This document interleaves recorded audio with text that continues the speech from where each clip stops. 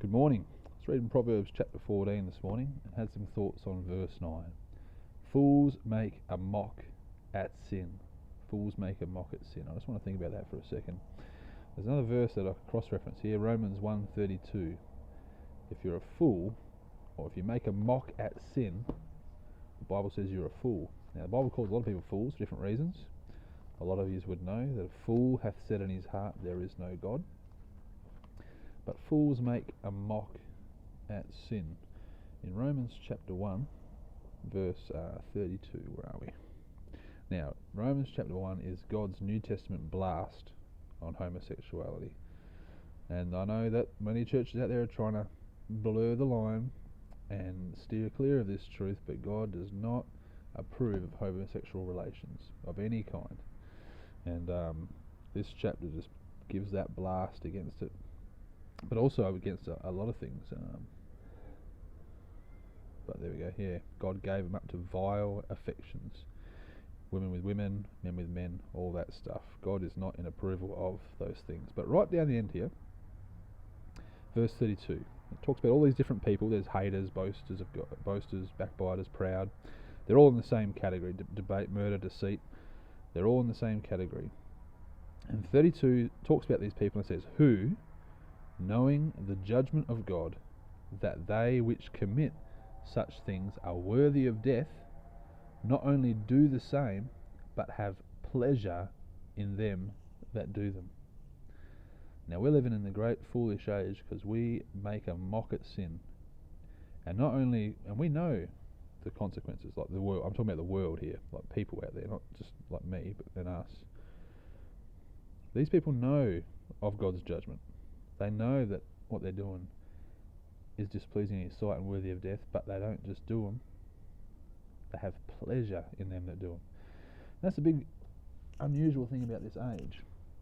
Undoubtedly, there's always been sin, always. But even over the last couple of 100 years, it has been just such an openness of sin and taking pleasure in it and making a mock at it. And it's disgusting, and God is there absolutely going to judge these things. And the biggest one of these obviously is the LGBTQ agenda in the Western world anyway. This is the one that's running everything. It's in governments, it's getting into schools, and it's affecting children now with these drag queen story hours and all this other stuff. But if you're a Christian and you've got a Bible, you would know that it was going to be this way. Luke 17:28. Let's go there real quick. Luke 17:28. Jesus speaking, likewise also as it was in the days of Lot. They did eat, they drank, they bought, they sold, they planted, they builded. Now what's he talking about? He's talking about the coming of the Son of Man. And he says it's going to be just like in the days of Lot. So we're getting close to the coming of the Son of Man. Jesus is going to come back again. And he says some things that are going to show us we're getting close. It's going to be like in the days of Noah, and it's going to be like in the days of Lot. I'm just going to show you very quickly what it was like in the days of Lot. We'll go to Genesis 19. Fools make a mock at sin. And these people that make a mock at sin, they take pleasure in those that commit sin. And that's the day we live in. Now, Genesis 19, the chapter on Sodom and Gomorrah. What was it like in the days of Lot? Let's have a look down here very quickly. I think it's verse 5? No, 4. Look at this. But before they laid down, the men of the city, okay, the men of the city, even the men of Sodom, we know who we're talking about, compass the house, Lot's house, round, both old and young. All the people from every quarter, both old and young. Now, when gay marriage was brought in, a lot of pastors that I know about preached this exact thing, that the line is not going to stop there.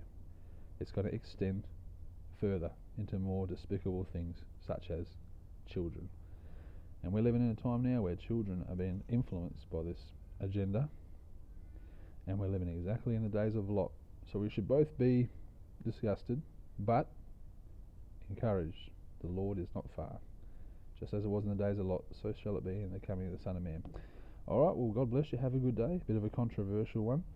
And if you want to listen to some good hymns and that, I've made a playlist on my channel as well. Just started putting some hymns in there, just some good edifying music. Alright, God bless you.